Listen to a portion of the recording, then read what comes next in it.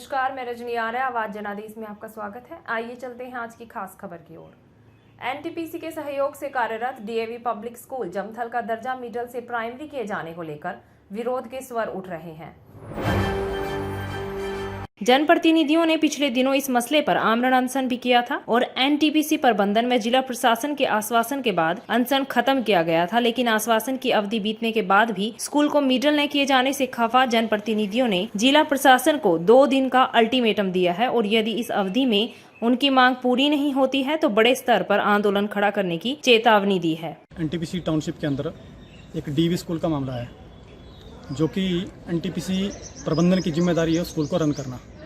उस स्कूल में लगभग 130 बच्चे स्कूल में एजुकेशन ले रहे हैं और वहाँ के स्थानीय बच्चे और एनटीपीसी प्रशासन के जो अधिकारी हैं उनके बच्चे उसमें एजुकेशन ले रहे हैं। लेकिन अभी कुछ दिनों पहले क्या हुआ है कि नवंबर में एनटीपीसी ने एक लेटर जो है डीएवी प्रबंधन को वहाँ दिया है कि इस स्कूल को जो है वो मिडिल से जो है उसको प्राइमरी कर दिया गया है कि अब इसके जो मिडिल स्कूल में जो छठी कक्षा बैठी है उसको जो वहाँ से हटा दिया जाएगा और केवल यह स्कूल जो है 5th तक रन करेगा। इसलिए हमने विरोध स्वरूप जो उसमें अनशन किया था और उपायुक्त महोदय ने हमें यह आश्वासन दिया था कि हम 28 तारीख को जो है इस स्कूल के विषय में इसकी अपग्रेडेशन को लेकर के आपको जो है अच्छा एक शुभ समाचार देंगे। परंतु 28 तारीख को जब उपायुक्त महोदय के कार्यालय में जब बैठक एनटीपीसी के साथ हुई तो एनटीपीसी ने मना कर दिया कि हमें 15 दिन का समय और चाहिए। 15 दिन का समय का मतलब है कि इस स्कूल को टालना है, इस बात को टालते टालते जो है बाद में इस मामले को जो है ख़त्म करना है। लेकिन मैं उपायुक्त महोदय को भी और जो यहाँ के जो राजनीतिज्ञ हैं उनसे भी अनुरोध करता हूँ कि इस विषय में वो इंटरफेयर करें और हम केवल 2 दिन का समय उनको देते हैं। यदि 2 दिन के अंदर जो है इस विषय को लेकर के कोई भी प्रगति इस विषय में नहीं हुई तो हम जो है ठाकुर जी को पत्र लिखा था और उसमें जो है हमें भी उनका जवाब आया था कि उन्होंने एनटीपीसी प्रबंधन को जो है इस विषय में पत्र लिखा है और जल्दी ही उसका जवाब उन्हें मिलेगा। लेकिन अभी तक उस विषय में कोई प्रगति अभी तक नहीं हुई है। हमीरपुर डिग्री कॉलेज का वार्षिक पारितोषिक वितरण समारोह का आयोजन किया गया, जिसमें बतौर मुख्य अतिथि विधायक नरेंद्र ठाकुर ने शिरकत की। इस अवसर पर विधायक नरेंद्र ठाकुर ने मेधावी छात्र छात्राओं को वार्षिक पारितोषिक वितरण किए। कार्यक्रम के दौरान मुख्य अतिथि नरेंद्र ठाकुर का पहुंचने पर स्वागत किया गया और साल, टोपी व स्मृति चिन्ह देकर सम्मानित किया गया। सबसे पहले तो मैं यही कहना चाहूँगा कि आज एक बहुत बड़ा event annual prize distribution function का आयोजन डिग्री कॉलेज हमीरपुर में हुआ और अब सभी को पता है कि इस बड़े इवेंट में एक साल में जो भी कॉलेज की उपलब्धियां रही हैं, जो भी अचीवमेंट्स रही हैं, छात्राओं की रही हैं, स्टाफ के सदस्यों की रही हैं, उनका सारा लेखा जोखा जो अब सामने रखा जाता है। और जैसे ही यहाँ पर अचीवमेंट्स बताई गई तो मैं ये भी कह देना चाहूँगा कि इस साल हमारे डिग्री कॉलेज को उत्कृष्ट विद्यालय के साथ डेजिग्नेट किया है। उत्कृष्ट विद्यालय एक बहुत बड़ी उपलब्धि रही है और उसके साथ 1 करोड़ रुपए की सहायता भी इसके रखरखाव के लिए, डेवलपमेंट के लिए मिली है। इसके लिए सभी स्टाफ के सदस्य, मैडम प्रिंसिपल, बस स्टूडेंट्स का मैं बहुत बहुत धन्यवाद करना चाहूँगा। मैं उनको बधाई भी देना चाहूँगा। वैसे भी हमीरपुर डिग्री कॉलेज हिमाचल प्रदेश के कुछ बड़े कॉलेज में से एक है और आज जैसे भी हमें पता लगा कि 5000 से अलग वो स्ट्रेंथ है इसकी है, चाहे वो स्पोर्ट्स एक्टिविटीज़ हो, कल्चरल एक्टिविटीज़ हो, चाहे एकेडमिक कैरियर की बात हो, हमारे इस डिग्री कॉलेज का विशेष स्थान रहा है। और जहाँ जहाँ जब भी सरकार की और हमारी ज़रूरत इस कॉलेज को रही है, हमने उन सभी डिमांड्स को पूरा करने का पूरा प्रयास किया है। स्थानीय कॉलेज की प्रिंसिपल मैडम का भी इस कॉलेज को आगे ले जाने के लिए इसको इंफ्रास्ट्रक्चर ठीक हो, बढ़िया हो, पूरा प्रयास इनका रहा है और इन्हीं के प्रयासों के चलते, सरकार के प्रयासों के चलते आज हम इस स्थिति में हैं कि हमारा डिग्री कॉलेज जो एक एग्जाम्पलरी उत्कृष्ट विद्यालय है, इसमें कोई दो राय नहीं। ऐसा है जैसे आपने भी सुना है, स्टाफ की कमी इन्होंने बताई, लेकिन बहुत ज़्यादा कमी नहीं है। फिर भी आश्चर्य है, वैसे हमीरपुर एक ऐसी जगह है वहाँ पर स्टाफ की कमी नहीं होनी चाहिए। यहाँ तो हमेशा ओवर ड्राफ्ट रहता है हर चीज़ का, लेकिन लगा है मुझे कुछ जो जरूरी पोस्टें हैं आने वाले समय में जल्दी भर दी जाएंगी और मुझे नहीं लगता है कि भाई कोई हमारा ऐसा डिपार्टमेंट है जहाँ बहुत ज़्यादा स्टाफ की कमी है। हाँ, इक्का दुक्का है, इसको आने वाले समय में भर दी जाएगी। समारोह के दौरान छात्रों ने रंगारंग प्रस्तुतियाँ भी दी।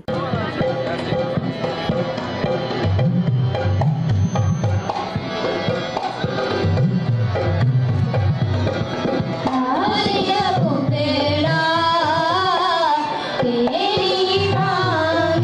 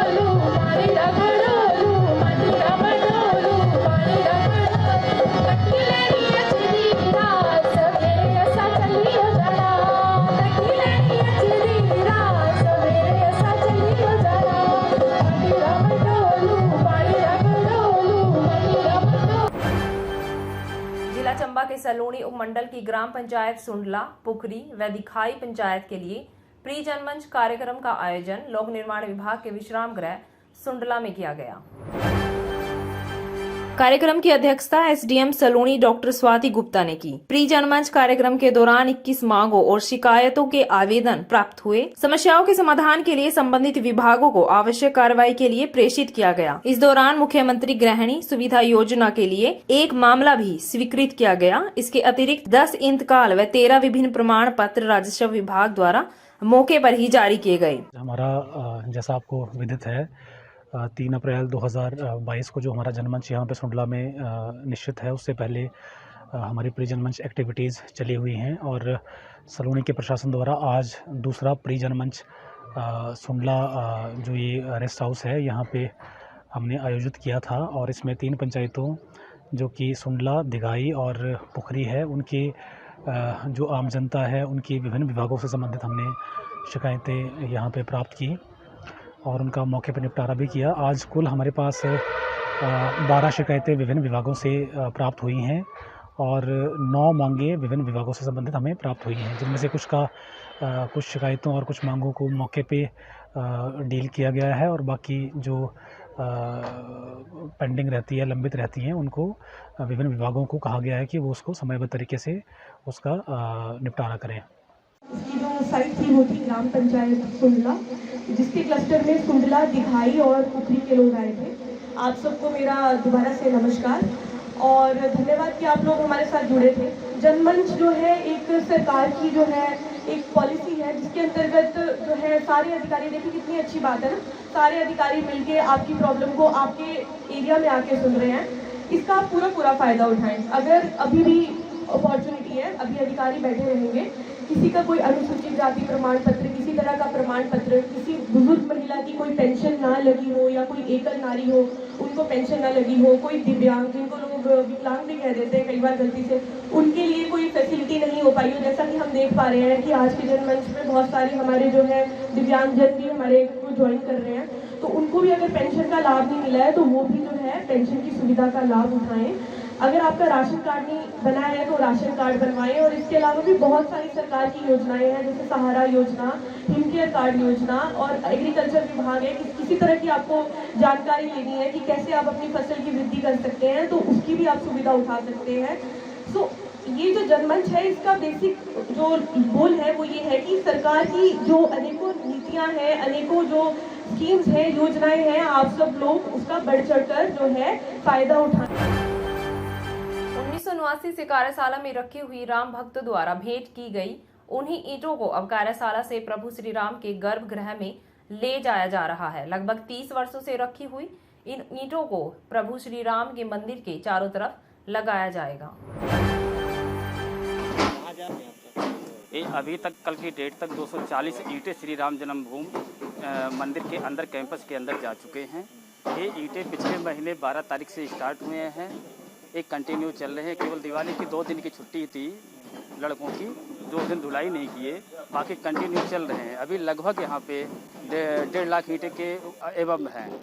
लगभग 10 से 12 दिन का काम है अभी बचा हुआ, जो वहाँ क्या नाम है जाके वहाँ ईंटें बराबर बिछ रहे हैं। जन्मभूमि राम जन्मभूमि जहाँ मंदिर बनना है, मंदिर के चारों तरफ फुटपाथ एरिया में लगने हैं। ये आस्था का प्रतीक है। ये दूर दूर से अपने इंडिया से भी हैं, कुछ इंडिया के बाहर के भी ईंटें आए हुए हैं। सब पे मार्का लगा हुआ है, जैसे कोई नेपाल का है नेपाली भाषा में लिखा हुआ है और बंगाल का है तो बंगाली भाषा में हर जगह का मार्का लगा हुआ है। अभी कितने ये लगभग अभी 1.5 से 2 लाख ईंटें बची हुई हैं। दिनेश है, ये ईंटा शिफ्टिंग का काम मैंने ही लिया है। देश और दुनिया की ताजा खबरों को जानने के लिए हमारे YouTube चैनल को सब्सक्राइब करें, बेल आइकन को दबाएं और Facebook पेज को लाइक करना ना भूलें।